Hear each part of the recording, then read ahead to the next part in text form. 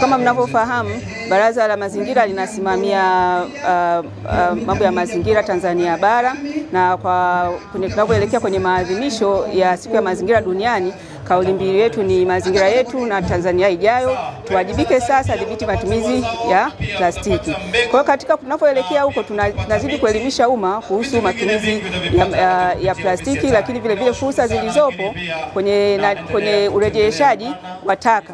Kama tunavyoona kuna takataka ambazo kwa sehemu moja au nyingine, kama mtakuwa mmeona vile vile mitaani, hazipo au ziko kwa kiasi kidogo sana. Kwa mfano chupa, ni kwa sababu zinaweza kurejeshwa na kwenye viwanda kutengeneza bidhaa nyingine au bidhaa ile ile.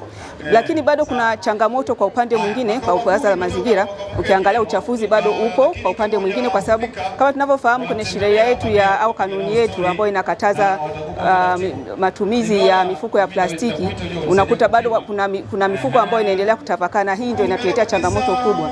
Kama mnavyojua, tunapata baadhi ya mitaro unakuta inaziba, mito bado inazidi kuchafuliwa. Kwa hiyo kwa upande huo bado kuna changamoto, lakini kwa mwitikio kwa upande mwingine, baadhi ya taka kama za chupa ama kwenye kufanya urejeshaji wa baadhi ya taka kama hizi za betri betri ambazo zinatengeneza bidhaa zingine, angalau kidogo tumeanza kupiga hatua.